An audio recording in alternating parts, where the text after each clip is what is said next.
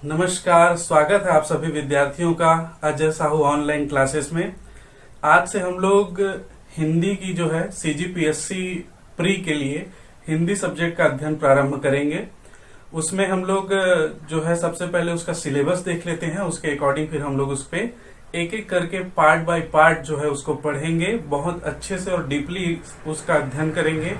आप लोग निरंतरता से बने रहिए और वीडियो पूरा देखिए। आप लोग को हिंदी से संबंधित जितने भी डाउट्स हैं या जो भी प्रॉब्लम्स है वो सारी चीजें क्लियर हो जाएंगी। ठीक है, तो उसका हम लोग सिलेबस देख लेते हैं, फिर हम लोग उसकी जो है एक एक टॉपिक को लेकर पढ़ना स्टार्ट करेंगे। ठीक, तो सीजीपीएससी प्री जो है इसमें अगर आप लोग देखे होंगे तो इसके सिलेबस में सिर्फ लिखा होता है कि 10th स्टैंडर्ड का जो है हिंदी इसमें पूछा जाएगा।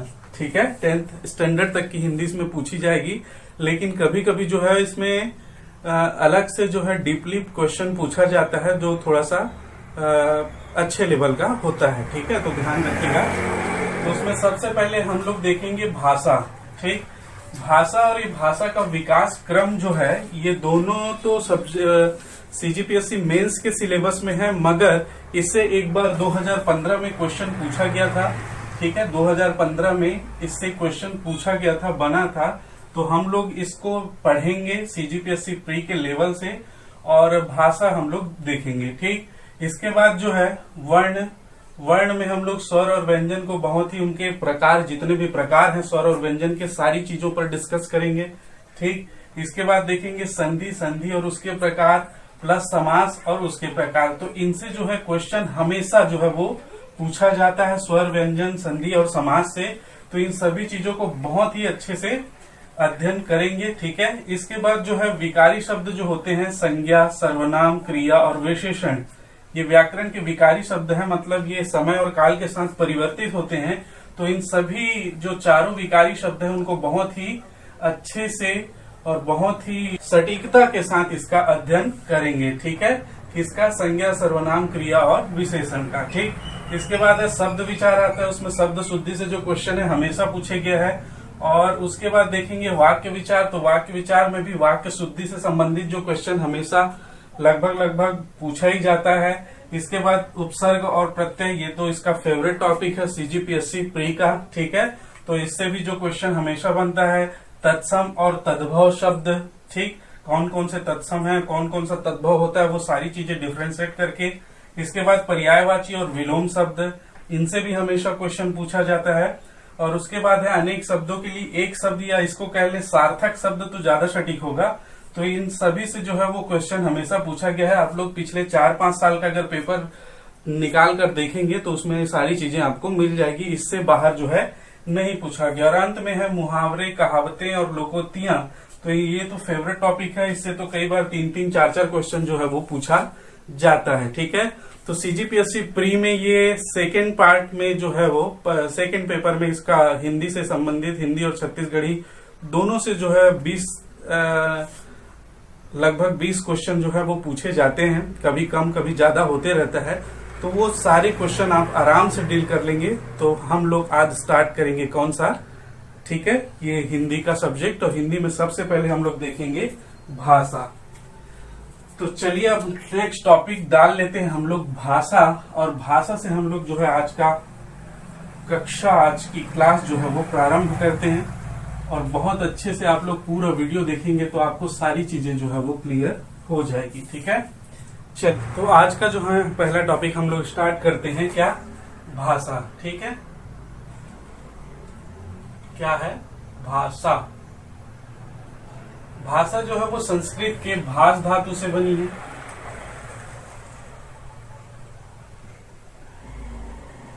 संस्कृत के भाष धातु से जो है वो भाषा बनी है। और भाष धातु का जो वो शाब्दिक अर्थ देखें तो भाष धातु का शाब्दिक अर्थ हो जाएगा विचारों को प्रकट करना, विचारों को प्रकट करना या किसी बात को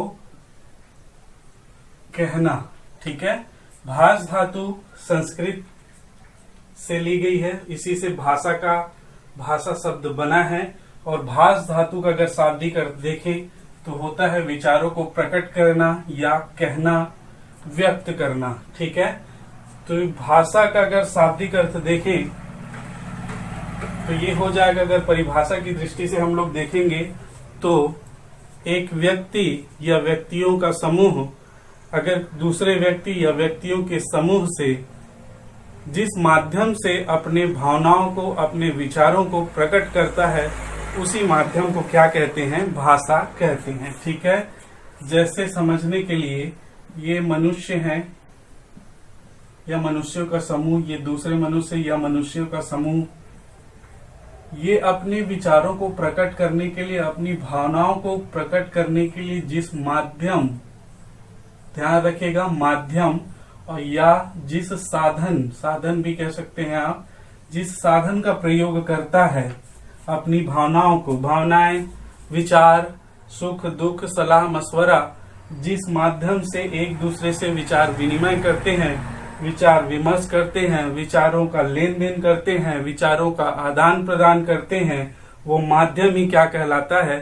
भाषा कहलाता है। ठीक है, तो पारिभाषिक दृष्टि से आप लोग लिखना चाहो तो लिख सकते हो, नहीं तो इसका जो पीडीएफ है वो आपको मिल जाएगा, हमारे अजय साहू ऑनलाइन क्लासेस के माध्यम से आपको उपलब्ध करा दिया जाएगा। तो आप लोग समझने में ध्यान दीजिए, भाषा हमको समझनी है। अभी तक हम लोग रटते हुए आए थे, लेकिन अब रटना नहीं है, हमको समझना है। ठीक है, तो भाषा क्या होती है? भाषा संस्कृत के भास धातु से बनी है, जिसका अर्थ होता है विचारों को प्रकट करना या कहना। ठीक है, और विचारों को प्रकट कैसे करेंगे? एक व्यक्ति से कर सकता है, अनेक व्यक्ति एक व्यक्ति से कर सकता है, या अनेक व्यक्ति अनेक व्यक्ति से कर सकता है। ठीक है, जरूरी नहीं है कि सिंगल पर्सन कहे और सिंगल पर्सन सामने वाला सुने। ठीक है, इसमें सभी समूह भी सुन सकते हैं, ये एक व्यक्ति कह सकता है। ऐसे बहुत सारे सिचुएशन हो सकते हैं, जैसे एक नेताजी अपने खड़े होकर भाषण दे रहे हैं तो उसको सुनने वाले अनेक है, कहने वाला एक है। तो आप लोग ध्यान में रखिएगा, मनुष्य या मनुष्यों का समूह या व्यक्ति या व्यक्तियों का समूह दूसरे व्यक्ति या व्यक्तियों के समूह से जिस माध्यम के द्वारा या जिस साधन के द्वारा अपने विचार विनिमय करता है, विचारों का लेन देन करता है, वही माध्यम क्या कहलाता है? भाषा कहलाता है। ठीक है, ध्यान रखिएगा, एक बार फिर से दोहरा देता हूं। मनुष्य जिस साधन या माध्यम से अपने विचारों का लेन देन दूसरे मनुष्य से करता है, वही क्या कहलाता है? वो माध्यम क्या कहलाता है? भाषा कहलाती है। ठीक है, मेरे ख्याल से ये समझ में आ गया होगा। अब हम लोग देखते हैं भाषा के प्रकार। ठीक, भाषा के प्रकार देखेंगे या भाषा का रूप कह लीजिए। तो भाषा के 3 प्रकार हैं या 3 रूप हैं। कौन कौन से? तो पहला हो जाएगा मौखिक भाषा, मौखिक भाषा। दूसरा होगा लिखित भाषा, लिखित भाषा। और तीसरा होगा सांकेतिक भाषा, सांकेतिक भाषा। ठीक, इसको ध्यान में रखिएगा। ये सारे जो है मेंस के टॉपिक हैं, लेकिन एक बार क्वेश्चन पूछा गया था, इसलिए मैं इसमें आपको थोड़ा सा इसमें जानकारी दे रहा हूं, आप लोग अच्छे से समझिएगा। ठीक, मौखिक भाषा में क्या होता है? मौखिक भाषा में व्यक्ति जो है वो बोलकर अपने विचार प्रकट करता है और सामने वाला जो है वो सुनकर उसको ग्रहण करता है। ठीक है, तो यहाँ पर क्या होगा? मौखिक भाषा होगी। जब व्यक्ति या व्यक्तियों का समूह बोलकर अपने विचार प्रकट करे और सामने वाला व्यक्ति या व्यक्तियों का समूह जो है सुनकर उसको ग्रहण करे, तो वो क्या, तब वहां पर क्या होगी? मौखिक भाषा होगी। ठीक है, जैसे मौखिक भाषा मैं आपसे जो संवाद कर रहा हूं, मैं आपको जो पढ़ा रहा हूं, ये क्या हो जाएगी? मौखिक भाषा हो जाएगी। ठीक है, मौखिक भाषा की भी अन्य उदाहरण है, जैसे आप लोग टीवी देखते हैं, ये भी मौखिक भाषा का उदाहरण है। आप लोग मोबाइल से बात करते हैं, फोन से, ठीक, ये भी मौखिक भाषा का उदाहरण है। ठीक है, एक नेताजी स्पीच देता है खड़े होकर, वो भी मौखिक भाषा का उदाहरण है। माइक में कोई गाना बज रहा है, वो भी मौखिक भाषा का उदाहरण है। माइक में आप जो बोल रहे हैं वो भी मौखिक भाषा का उदाहरण है। ठीक है, याद रखिएगा, व्यक्ति बोलकर जो है अपनी भावनाओं को, अपने विचारों को प्रकट करता है और सामने वाला सुनकर उसको ग्रहण करता है, वहां पर क्या होगी, मौखिक भाषा होगी। ठीक है। वैसे ही देखें लिखित भाषा, तो व्यक्ति जो है लिख कर अपनी भावनाओं को प्रकट करता है और सामने वाला जो है उसको पढ़कर समझता है, तब वहां पर क्या होती है, लिखित भाषा होती है। ठीक। तो लिखित भाषा में क्या क्या आ जाएगा, न्यूज़पेपर आप लोग डेली पढ़ते हो। ठीक। समाचार पत्र कह लीजिए या न्यूज़पेपर कह लीजिए। इसके अलावा पत्र पत्रिकाएं जो हैं वो भी, जितनी भी पत्र पत्रिकाएं आती हैं, पत्र पत्रिकाएं मासिक भी हो सकती हैं, त्रैमासिक भी हो सकती हैं, ये सारी पत्र पत्रिकाएं आ जाएंगी। जितने भी पुस्तक है, रामायण महाभारत या अन्य पुस्तकें जो आप पाठ्यक्रम से संबंधित पुस्तकें, जितनी पुस्तकें पढ़ते हैं वो भी किसमें आ जाएगी, लिखित भाषा में आ जाएगी। ठीक है। तो आप लोग ध्यान में रखिएगा, ये क्या कहलाएगा, लिखित भाषा कहलाएगा। व्यक्ति लिखकर अपने विचार को प्रकट करता है और सामने वाला पढ़कर उसको ग्रहण करता है। ठीक है। तब वहां पर क्या होगी, लिखित भाषा होगी। वैसे ही सांकेतिक भाषा, तो यहाँ पर व्यक्ति न बोलकर जो है अपनी भावनाओं को प्रकट करता है और न ही जो है वो लिख कर बताता है। तो कैसे बताता है, संकेत के माध्यम से अगर कोई बात अपने सामने वाले को समझाता है तो वहां पर जो है वो सांकेतिक भाषा होती है। ठीक है। एक उदाहरण से मैं आपको स्पष्ट कर देना चाहता हूं। जैसे सभी लोग, आप लोग क्रिकेट जरूर देखते होंगे, तो क्रिकेट में जब बॉलर किसी बैट्समैन को आउट कर देता है तो एम्पायर जो है वो अपना एक उंगली खड़े करके बताता है कि ये आउट हो गया है। ठीक है। तो वो वहां पर बोलता नहीं है कि ये आउट हो गया, न लिखता नहीं है कि ये आउट हो गया है, लेकिन जैसे वो एक उंगली उठाता है पूरे स्टेडियम में तालियों की गड़गड़ाहट होने लगती है। इसका मतलब सभी लोग जो है वो जान जाते हैं, सभी लोग समझ जाते हैं कि ये बैट्समैन जो है वो आउट हो गया है। तो वो किस माध्यम से बताया, संकेत के माध्यम से इसको जो है वो बताया है। ठीक है। तो यहाँ पर ध्यान रखिएगा, ये सांकेतिक भाषा कहलाएगी। कौन सी, जो है जो संकेत के माध्यम से प्रकट किया जाता है। ठीक है। जैसे और उदाहरण जो एक तो क्वेश्चन में पूछा ही गया था, ट्रैफिक हवलदार वाला जो है वो क्वेश्चन आता है। ट्रैफिक पुलिस का जो कर्मचारी रहता है, जो पुलिस रहता है, वो चौराहे पर लोगों को आने जाने के लिए जो इशारा करता है, इधर जाइए, तो वो कौन सी भाषा का उदाहरण है पूछा गया था, तो वो क्या हो जाएगी, सांकेतिक भाषा का उदाहरण हो जाएगा। ठीक है। तो सांकेतिक भाषा के संबंध में बहुत ही जो है वो डीपली आप लोगों को मैं मेंस का अगर पढ़ाने का मौका मिला तो उसमें और चर्चा करेंगे, लेकिन आप लोग इसको ध्यान में रखिएगा। संकेत के माध्यम से अगर हम एक व्यक्ति को या व्यक्तियों के समूह से अपने विचारों का आदान प्रदान करें तो वहां पर जो है वो सांकेतिक भाषा होती है। ठीक है। तो आप इसको ध्यान में रखिएगा। इसके उदाहरण आप लोग को बता दिया मैंने। ठीक है। क्रिकेट में जो एम्पायर डिसीजन देता है वो सांकेतिक भाषा का उदाहरण है। दूसरा जो है वो ट्रैफिक चौराहे पर जो हवलदार आने जाने का इशारा करता है वो भी जो है सांकेतिक भाषा का उदाहरण है। इसके अलावा जितने गाड़ियों के हॉर्न हैं वो भी सांकेतिक भाषा के उदाहरण हैं। तो और जितने भी आप चौराहे पर देखे होंगे वो लगा होता है, माइलस्टोन पर ऐसा कुछ बना होता है और यहाँ पर आपको संकेत किया जाता है कि आप इधर जाएंगे या आप इधर जाएंगे। ये भी जो है वो सांकेतिक भाषा का उदाहरण है। ठीक है। तो आप लोग ध्यान में रखिएगा। यहाँ पर एक कंफ्यूजन उत्पन्न होगा, जैसे मैंने अभी कहा जितने गाड़ियों का जो है वो हॉर्न वगैरह है वो भी सांकेतिक भाषा के अंतर्गत आता है। तो यहाँ मैंने बताया मौखिक भाषा की, अगर व्यक्ति बोलकर उसको बताए और सुनकर जो सामने वाला ग्रहण करे, तो यहाँ पर व्यक्ति जो है हॉर्न को हम लोग सुनकर ग्रहण कर रहे हैं, इसका मतलब हॉर्न जो है मौखिक भाषा का उदाहरण नहीं होगा। क्यों, यहाँ पर व्यक्ति जो बोल रहा है, जो आवाज आ रही है वो सार्थक होनी चाहिए। ठीक है। सार्थक होनी चाहिए, तभी सार्थक ध्वनि होगी जिसको हम लोग सुनकर समझें, तभी वो क्या होगी, मौखिक भाषा होगी। ठीक है। क्लियर है। और ये जो है वो बाकी जितने भी हॉर्न वगैरह हैं वो सब सांकेतिक भाषा के उदाहरण हैं। ठीक। तो मेरे ख्याल से ये चीजें आपको बहुत अच्छे से स्पष्ट हो गई होगी, और अगर कोई डाउट होगा तो आप लोग पूछ लीजिएगा। इसके बाद हम लोग चलते हैं भाषा के विकास में। भाषा का विकास क्रम देखेंगे, वैज्ञानिक दृष्टिकोण से देखेंगे, ऐतिहासिक दृष्टिकोण से देखेंगे और उसको बहुत अच्छे से समझेंगे और बेसिकली ये समझेंगे कि हिंदी का विकास कैसे हुआ है, हिंदी जो है वो, हिंदी का जन्म जो है वो कैसे होता है। ठीक है, तो हम लोग देखें तो पूरे विश्व की सबसे प्राचीनतम भाषा क्या है, तो सबसे प्राचीनतम भाषा है संस्कृत। ठीक, सबसे पहला क्वेश्चन यहीं पर पूछा जा सकता है कि विश्व की सबसे प्राचीनतम भाषा क्या है, तो सबसे प्राचीनतम भाषा है संस्कृत। कैसे, तो इसके लिए कुछ तथ्य होगा या कुछ आधार होगा या कुछ भी होगा। तो इसके लिए जो तथ्य है, विश्व का पूरे मानव जीवन में जो है, मानव समाज का सबसे प्रथम ग्रंथ है, विश्व का जो प्रथम ग्रंथ है वो क्या कहलाता है, ऋग्वेद। ठीक है, वो क्या है, ऋग्वेद है। और इसके जो विद्वानों ने काल डिसाइड किया, इसका समय जो बताया है वो बताया है 1500 ईसा पूर्व। ईसा पूर्व मतलब जो ईसाइयों के धर्म गुरु हैं उनके जन्म से पहले। ठीक है, ईसाई जो है उनके जन्म से पहले 1500 ईसा पूर्व ये बताया है। ठीक, तो इसको आप लोग ध्यान में रखिएगा और इसी से ही हम अंदाजा लगाएंगे।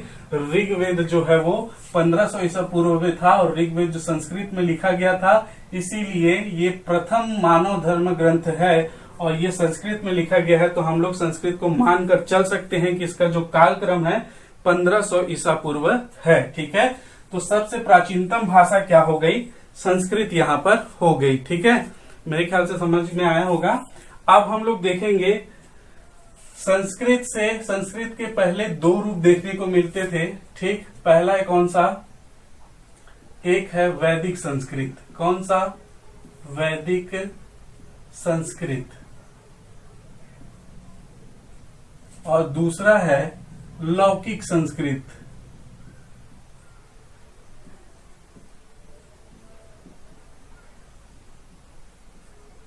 दूसरा है लौकिक संस्कृत। ठीक, संस्कृत के दो रूप प्रचलन में थे, एक वैदिक संस्कृत और दूसरा है लौकिक संस्कृत। वैदिक संस्कृत को देववाणी भी कहा जाता था, देववाणी। और इसका अगर हम लोग कालक्रम देखें तो काल हो जाएगा ये 1500 ईसा पूर्व से 1000 ईसा पूर्व तक। ठीक, 1500 ईसा पूर्व से 1000 ईसा पूर्व वैदिक संस्कृत का जो है वो काल मिलता है। ठीक, वैदिक संस्कृत को देववाणी कहा जाता था, मतलब ये देवों की भाषा थी। ठीक, बहुत उच्च कोटि की भाषा थी, इसीलिए इसमें जो है 4 वेदों की रचना हुई है। जो वेदों की रचना हुई है चारों, कौन कौन से, पहला है ऋग्वेद, दूसरा है यजुर्वेद, तीसरा है सामवेद और चौथा है अथर्ववेद। ठीक, तो इसमें इन चारों ग्रंथों की जो है वो रचना हुई है, किसमें, वैदिक संस्कृत में। ठीक, ये देवों की वाणी थी, बहुत उच्च कोटि की भाषा थी, इसीलिए सभी लोग इस भाषा का प्रयोग नहीं कर पाते थे। ठीक, उसी के पैरेलल में एक और जो है वो संस्कृत का रूप मिलता है। इसका अगर कालक्रम देखें तो ये हो जाएगा 1000 ईसा पूर्व से 500 ईसा पूर्व के बीच में। ठीक, 1000 ईसा पूर्व से 500 ईसा पूर्व के बीच में जो है लौकिक संस्कृत का कालक्रम हमको देखने को मिलेगा। लौकिक संस्कृत को और क्या कहा जाता है, तो इसे कहा जाता है उत्तर संस्कृत। इसे और कहा जाता है क्या, ब्राह्मण संस्कृत। ब्राह्मण संस्कृत भी कहा जाता है। ठीक है, तो ये जो है वैदिक संस्कृत जो है वो देववाणी कही जाती थी, देवों की भाषा। लेकिन जो लोगों की भाषा थी, जो साहित्यिक रूप से समृद्ध भाषा थी, वो थी लौकिक संस्कृत, उत्तर संस्कृत, या इसी को कह लीजिए ब्राह्मण संस्कृत। इसका जो है लोग वो बोलचाल की भाषा में प्रयोग करते थे और इसी में जो है साहित्य का बहुत सारे जो है ग्रंथ लिखे गए हैं, जैसे रामायण, महाभारत, पुराण या उपनिषद। ठीक है, आदि और भी ग्रंथ लिखे गए हैं। मैं बेसिकली आपको बता दिया जानकारी के लिए। तो लौकिक संस्कृत में जो है इन ग्रंथों की रचना हुई है। इसे उत्तर संस्कृत या ब्राह्मण संस्कृत के भी नाम से जाना जाता है। लौकिक संस्कृत का काल है 1000 ईसा पूर्व से 500 ईसा पूर्व के आसपास ठहरता है। ठीक है, तो ये ध्यान में रखिएगा।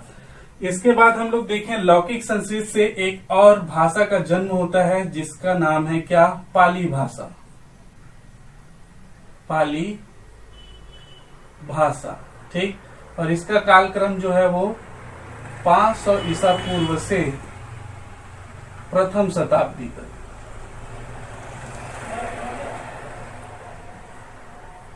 500 ईसा पूर्व से प्रथम शताब्दी तक। अब लौकिक संस्कृत से पाली भाषा का जन्म हुआ, तो पाली भाषा का जरूरत क्यों पड़ा? तो अभी मैंने आपको बताया कि जो लौकिक संस्कृत है और जो वैदिक संस्कृत है, वैदिक संस्कृत तो उच्च कोटि की भाषा थी, देववाणी की भाषा थी, अपेक्षाकृत कठिन थी लौकिक संस्कृत से, ठीक। और लौकिक संस्कृत साहित्य सम्मत थी, उच्च वर्ग की भाषा थी, ठीक। जो पढ़े लिखे थे, जो बहुत ज्यादा साक्षर थे, ब्राह्मण संस्कृत इसीलिए कहा जाता है इसको, बहुत ज्यादा पढ़े लिखों की भाषा थी, जिसका जो सामान्य लोग है वो बोलचाल की भाषा में यूज नहीं कर पाते थे। इसीलिए जो उनका यूज करते थे वो थी पाली भाषा का जन्म हुआ। और पाली भाषा को जो है क्या बोलते हैं, ये पाली भाषा जो है अनपढ़ों की भाषा या कह लीजिए बिना पढ़े लिखों की जो भाषा थी उस समय, वो क्या थी? पाली भाषा थी। इसको जो पढ़े लिखे लोग नहीं थे वो अपने विचार विनिमय के लिए जो है वो पाली भाषा का प्रयोग करते थे। ठीक है, आप लोग ध्यान में रखिएगा। अब यहाँ पर एक बात और आती है कि वैदिक संस्कृत का विस्तार क्यों नहीं हुआ, लौकिक संस्कृत का विस्तार क्यों हुआ है? तो यहाँ भी मैं स्पष्ट कर देता हूँ, जो वैदिक संस्कृत है मैंने पहले ही बताया, ये देववाणी कही जाती थी, देवों की भाषा थी। और अपेक्षाकृत लौकिक संस्कृत से कठिन भाषा थी। कौन सी? वैदिक संस्कृत की भाषा। ठीक है, तो इसका जो है वो सामान्य लोग प्रयोग न करके जो है सरल भाषा की ओर जो है उसका रुझान हुआ, और उसी से जो है वो पाली भाषा का जन्म हुआ, क्योंकि इसको प्रयोग करना कठिन था। ठीक है, तो मेरे ख्याल से समझ में आ गया होगा। और यहाँ से जो है वो पाली भाषा का जन्म होता है। ठीक, पाली भाषा ये इसको देश का सबसे प्रथम, देश की प्रथम देशज भाषा या देसी भाषा कह सकते हैं, या जन भाषा कहते हैं। ठीक, देसी भाषा या जन भाषा कहा जाता है किसको? पाली भाषा को। ठीक है, क्यों कहा जाता है मैंने अभी बताया। देववाणी वैदिक संस्कृत तो परे कठिन, लेकिन लौकिक संस्कृत भी जो थी वो पढ़े लिखो और उच्च वर्ग की भाषा थी। इसको सामान्य लोग जो है वो बोलचाल की भाषा में प्रयोग नहीं कर सकते थे, इसीलिए पाली भाषा का जन्म हुआ। वहां के लोग जो है अपनी विचार विनिमय के लिए पाली भाषा में जो है वो बातचीत करते थे, पाली भाषा का यूज करते थे। इसीलिए ये जनमानस की भाषा बनी और इसे जन भाषा या देश की प्रथम देसी भाषा कहा गया, पाली भाषा को। ठीक है, अब यहाँ पर एक चीज याद रखिएगा आप लोग, पाली भाषा में जो वहां उस समय लोग थे, बौद्ध धर्म के लोग थे, उन्होंने पढ़ लिखकर भाषा को जो है वो साहित्यिक रूप प्रदान किया, और पाली भाषा में ही जो है वो अपने धर्म का प्रचार प्रसार किया। किसने? बौद्ध धर्म के लोगों ने। ठीक है, बौद्ध धर्म के लोगों ने पढ़ लिखकर इसमें, इसी भाषा में, पाली भाषा में अपने धर्म का प्रचार प्रसार किया, और जो है इसमें अपनी जो है ग्रंथ लिखी, त्रिपिटक जो इनका ग्रंथ है, इनकी रचना की किसमें? पाली भाषा में। ध्यान में रखिएगा। ठीक है, पाली भाषा में ही इन लोगों ने अपने धर्म ग्रंथ की रचना की। त्रिपिटक, अभिधम्म पिटक, सुत्त पिटक और विनय पिटक, त्रिपिटक कहा जाता है, उसमें पाली भाषा में इन्होंने रचना की है। ठीक है, चलिए, पाली भाषा के बाद ये देश की प्रथम देसी भाषा थी, जनमानस की भाषा थी। पाली भाषा के बाद एक नए भाषा का जन्म होता है जिसका नाम क्या है? प्राकृत भाषा।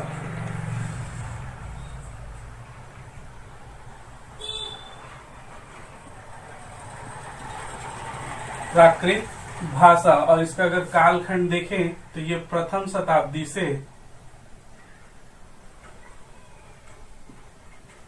500 ईसा पूर्व के आसपास ठहरता है। सॉरी, ईसा पूर्व नहीं आएगा, ईस्वी 500 ईस्वी के आसपास ठहरता है।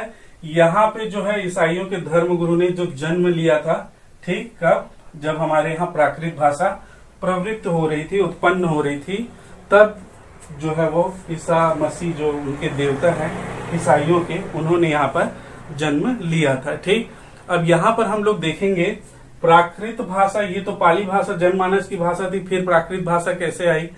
तो ये लौकिक भाषा को उच्च वर्ग के लोग, पढ़े लिखे के लोग यूज करते थे। पाली भाषा अनपढ़ों की भाषा थी, लेकिन प्राकृत भाषा पाली भाषा से जो है वो बताया साहित्य सम्मत हुई और इन लोगों ने, इसमें बौद्ध धर्म के लोगों ने प्रचार प्रसार किया, तो वहीं से जो है ये प्राकृत भाषा का, पाली भाषा से फिर प्राकृत भाषा, एक उत्कृष्ट भाषा का निर्माण हुआ, जिसका जो उपयोग है वो पढ़े लिखे लोग भी करते थे और अनपढ़ लोग भी करते थे। ठीक है, तो ये प्राकृत भाषा थी। प्राकृत भाषा में जैन धर्म के लोगों ने अपना खूब प्रचार प्रसार किया, जैन धर्म के लोगों ने, और अपने जो साहित्य की रचना की, जिसको क्या कहा जाता है, आगम साहित्य की रचना भी जो है वो किसमें की है? प्राकृत भाषा में की है, जैन धर्म के लोगों ने। तो इसको ध्यान में रखिएगा, पाली भाषा से ही प्राकृत भाषा का जन्म हुआ है। ये सभी वर्ग के लोग इसका उपयोग करते थे और जैन धर्म के लोगों ने अपना प्रचार प्रसार जो है प्राकृत भाषा में किया है, और इसे क्या कहा जाता है? इनके साहित्य को आगम कहा जाता है। ठीक है, मेरे ख्याल से ये चीजें आपको स्पष्ट हो रही होगी। ठीक, और प्राकृत भाषा फिर जो है वो बिगड़ कर एक नई भाषा का जन्म होता है, जिसे क्या कहा जाता है? अपभ्रंश। क्या कहा जाता है? अपभ्रंश कहा जाता है। इसी को क्या कहा जाता है? अवहट्ट कहा जाता है। इसी को क्या कहा जाता है? बिगड़ी भाषा कहा जाता है। इसी को क्या कहा जाता है? भ्रष्ट भाषा कहा जाता है। ठीक, तो अपभ्रंश भाषा प्राकृत से फिर बिगड़कर जो है अपभ्रंश भाषा का जन्म हुआ। इसी को अवहट्ट, बिगड़ी या भ्रष्ट भाषा भी कहा जाता है। और इस अपभ्रंश के ही हम लोगों को 7 रूप देखने को मिलते हैं, या 7 प्रकार में जो है वो अपभ्रंश टूटी है, और वहीं से जो है हिंदी का विकास हुआ है। वो कैसे हुआ है, कैसे हिंदी आई है, कितनी प्रकार की थी, और क्या क्या इसमें क्वेश्चन बनते हैं, वो भी चीजें मैं आपको बताऊंगा। तो आप लोग वीडियो देखते रहिए, और ये एक बार हम लोग रिपीट कर लेते हैं, फिर मैं अपभ्रंश का जो है वो आपको क्लियर करता हूँ। ठीक है, तो ये याद रखिएगा, संस्कृत जो है वो सबसे, विश्व की सबसे प्राचीनतम भाषा है, सबसे पहली भाषा है। ठीक, अब यहाँ पर आप लोग एक चीज देखिएगा, ये जितनी भाषाएं हैं वो सारी भाषाओं का जो निर्माण हो रहा है किससे हो रहा है? संस्कृत से हो रहा है। किससे हो रहा है? संस्कृत से। इसीलिए संस्कृत को क्या कहा जाता है? मूल भाषा कहा जाता है। क्या कहा जाता है? मूल भाषा। ठीक है, अब आप लोग ध्यान में रखिएगा, हम लोग जब तक हिंदी व्याकरण पढ़ रहे हैं, जब जब मैं मूल भाषा की बात करूंगा तो आप लोग समझ जाइएगा कि मैं किसकी बात कर रहा हूँ? संस्कृत की बात कर रहा हूँ। ठीक है, और संस्कृत का जो कालक्रम है वो ऋग्वेद के हिसाब से हम लोग देखें तो 1500 ईसा पूर्व जान पड़ता है। ठीक है, इस संस्कृत के 2 रूप थे, एक वैदिक संस्कृत था, वैदिक संस्कृत को देववाणी भी कहा जाता था, और इसका कालखंड था 1500 ईसा पूर्व से 1000 ईसा पूर्व।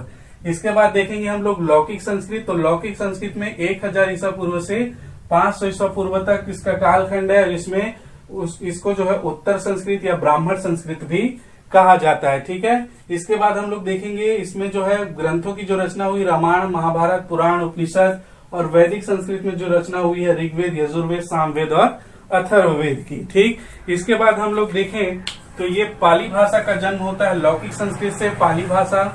पाली भाषा का जो कालखंड है वो 500 ईसा पूर्व से प्रथम शताब्दी के बीच है। इसमें बौद्ध धर्म के लोगों ने अपना प्रचार प्रसार किया और साहित्य की रचना की। इसे देश की प्रथम देसी भाषा या जन भाषा भी कहा जाता है। ठीक है, पाली से जिस भाषा का विकास हुआ, जिस भाषा का जन्म हुआ, वो थी प्राकृत भाषा। प्राकृत भाषा का कालखंड है प्रथम शताब्दी से 500 ईसा पूर्व। जैन धर्म के लोगों ने इसमें अपना प्रचार प्रसार किया और उसने जो है साहित्य की रचना की, जिसे आगम कहा जाता है। प्राकृत ही फिर भ्रष्ट होकर, विकृत होकर जो है एक नई भाषा का जन्म होता है, वो है अपभ्रंश, या इसी को कहते हैं अवहट्ट या बिगड़ी या भ्रष्ट भाषा। ठीक, अपभ्रंश के हम लोगों को 7 रूप देखने को मिलते हैं, तो मैं बहुत अच्छे से उसको आपको समझाता हूं, आप लोग ध्यान में रखिएगा। ठीक है, चलिए अब हम लोग देखेंगे कि हिंदी भाषा का जो है वो जन्म कहाँ से होता है, कैसे होता है, कितने रूपों में होता है, और वो सारी चीजें हम लोग डिस्कस करेंगे। ठीक है, तो अपभ्रंश भाषा के 7 रूप कौन कौन से थे? अपभ्रंश भाषा के 7 रूप थे। पहला था सौर श्रेणी अपभ्रंश। पहला क्या कहते हैं? सौर श्रेणी अपभ्रंश। दूसरा है खस अपभ्रंश।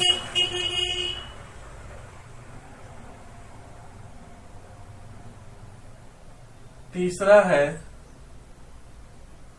ब्राचड़ अपभ्रंश।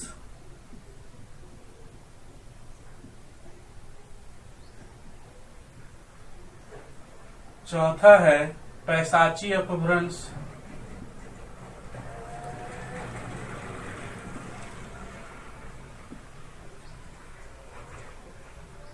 पांचवा है महाराष्ट्रीय अपभ्रंश।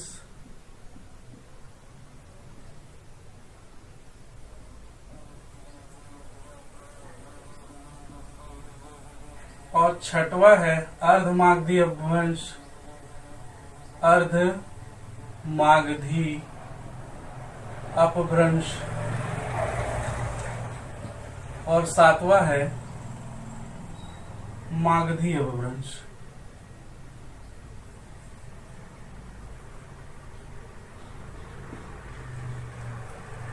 ठीक, तो ये 7 अपभ्रंश जो हम लोग देखे प्राकृत भाषा से अपभ्रंश भाषा बनी है, और अपभ्रंश के हम लोग 7 रूप देख रहे हैं। पहला सौर श्रेणी अपभ्रंश, दूसरा खस अपभ्रंश, तीसरा ब्राचड़ अपभ्रंश, चौथा पैसाची अपभ्रंश, पांचवा महाराष्ट्रीय अपभ्रंश, छठवा अर्धमागधी अपभ्रंश, और सातवां जो है मागधी अपभ्रंश। यही से जो है हिंदी का विकास होता है। तो हम लोग देखते हैं कौन कौन से अपभ्रंश से कौन कौन सी हिंदी जो है वो उत्पन्न हुई है। तो इसमें देखें, पहला इसमें देखेंगे हम लोग पश्चिमी हिंदी। पश्चिमी हिंदी। दूसरा इसमें जो भाषा बनी गुजराती भाषा।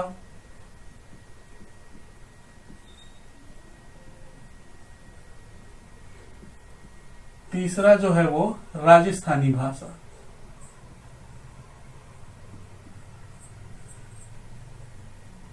सॉरी, राजस्थानी हिंदी।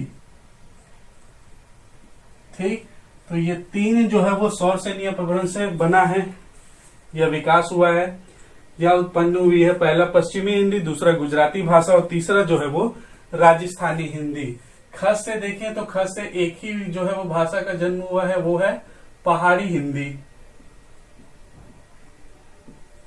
पहाड़ी हिंदी। ब्राचड़ अपभ्रंश से भी एक ही भाषा का जन्म हुआ है, वो है सिंधी।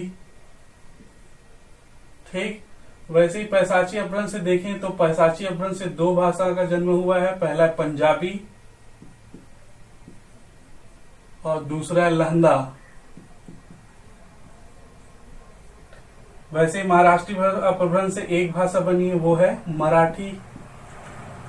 और वैसे ही अर्धमागधी से देखें तो एक भाषा बनी है, कौन सी? पूर्वी हिंदी। और मागधी से जो बनी है वो कौन कौन सी है? पहला है बांग्ला, दूसरा है असमिया, तीसरा है उड़िया, और चौथा है बिहारी हिंदी।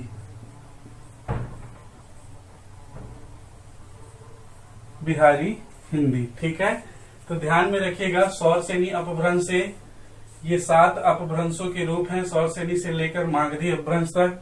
सौर श्रेणी से जो जन्म हुआ है हिंदी, पश्चिमी हिंदी, गुजराती भाषा, राजस्थानी हिंदी। खस अपभ्रंश से देखेंगे पहाड़ी हिंदी। ब्राचड़ अपभ्रंश से सिंधी। पैसाची अपभ्रंश से पंजाबी और लहंदा। महाराष्ट्रीय अपभ्रंश से मराठी। अर्धमागधी अपभ्रंश से पूर्वी हिंदी, और मागधी अपभ्रंश से बांग्ला, असमिया, उड़िया और बिहारी हिंदी। अभी हम लोग छत्तीसगढ़ में देखेंगे, छत्तीसगढ़ जो भाषा है वो कहाँ से आई है, तो अर्धमागधी से पूर्वी हिंदी, और पूर्वी हिंदी से फिर वो छत्तीसगढ़ी भाषा का विकास आप लोग आगे जब हम लोग छत्तीसगढ़ी ग्रामर पढ़ेंगे तो मैं आपको बताऊंगा, ठीक है। आप जानकारी के लिए यहाँ पे ध्यान में रखिएगा, ठीक। तो ये जो है यहाँ से हिंदी का हमको विकास दिखता है। हिंदी जो है यहाँ से उत्पन्न हुई। यहाँ से देखें तो पश्चिमी हिंदी पहला, हिंदी के जो भाग है यहाँ पे या रूप है कौन कौन से, पश्चिमी हिंदी, राजस्थानी हिंदी, पहाड़ी हिंदी, पूर्वी हिंदी और बिहारी हिंदी, ठीक है। तो यहाँ पर जो है हिंदी का विकास होता है, हिंदी उत्पन्न होती है। और इन जो 5 जो हिंदी भाषाएं हैं अलग अलग क्षेत्र के हिसाब से, उनसे जो है 18 बोलियों का जन्म होता है। वो जो है विस्तृत मेंस में हम लोग पढ़ेंगे, इसमें हमारा टॉपिक नहीं है, तो आप लोग ध्यान में रखिएगा। वो 18 बोलियां जो है जब मेंस का टॉपिक हम डिस्कस करेंगे तब आपको पढ़ाएंगे, ठीक है। तो यहाँ पर ध्यान रखिएगा। अब अगर आपके पास क्वेश्चन आता है कि हिंदी का विकास किससे हुआ है, ऑप्शन आपको दे दे संस्कृत से, दूसरा दे दे आपको अपभ्रंश से, अपभ्रंश से, तीसरा ऑप्शन दे दे आपको शौरसेनी अपभ्रंश से, और चौथा दे दे आपको सभी, ठीक है। ऐसी स्थिति में आप क्या करेंगे, क्वेश्चन के हिसाब से आप देखेंगे कि आंसर जो दिया है ऑप्शन सभी सही है, संस्कृत से, अपभ्रंश, शौरसेनी से। लेकिन यहाँ पर हम लोग देखेंगे, हमको सटीकता के साथ अगर आंसर देखें तो हिंदी का विकास पहले कहाँ से देखने को मिलता है हमको, शौरसेनी अपभ्रंश से। सबसे नजदीक यही है, तो हम लोग आंसर क्या लगाएंगे, शौरसेनी अपभ्रंश लगाएंगे, ठीक है। और वहीं पर आपको ऑप्शन अगर दे दे हिंदी का विकास निम्न में से किससे हुआ है, पहला दे दे शौरसेनी अपभ्रंश, दूसरा दे दे आपको खस अपभ्रंश, तीसरा दे दे आपको अर्धमागधी,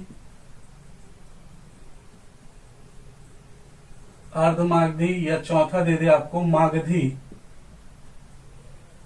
तो ये जो है इसमें ऐसे क्वेश्चन में फिर आंसर हम लोग किससे लगाएंगे, शौरसेनी अपभ्रंश को लगाएंगे। क्यों, क्योंकि सबसे पहले अपभ्रंश टूटा शौरसेनी में, और शौरसेनी से ही दो हिंदी जो भाषा है उसका विकास हुआ, ही पश्चिमी हिंदी और राजस्थानी हिंदी का, ठीक है। तो ये दोस्तों ऐतिहासिक दृष्टि से हम लोगों ने जो है हिंदी की उत्पत्ति देखी, भाषा का विकास देखा। मेरे ख्याल से स्पष्ट रूप से समझ में आया जाएगा। इसी में से ही क्वेश्चन एक बार पूछा गया था जो अभी मैंने आपको करवाया है, इसीलिए इसको पढ़ाना जरूरी था, ठीक है। वैसे तो टॉपिक मेंस का था, लेकिन हम लोगों ने बहुत अच्छे से, बहुत डिटेल से इसका स्टडी कर ली है, ठीक है। और इसके अलावा अगर आपको कुछ डाउट हो तो आप लोग बिल्कुल कमेंट करके पूछ लीजिएगा, ठीक है। और नेक्स्ट पार्ट में हम लोग व्याकरण पर चर्चा करेंगे। व्याकरण में हम लोग स्टार्ट करेंगे वर्ण से, तो आप लोग निरंतर वीडियो देखते रहिए। आज के लिए इतना ही, धन्यवाद।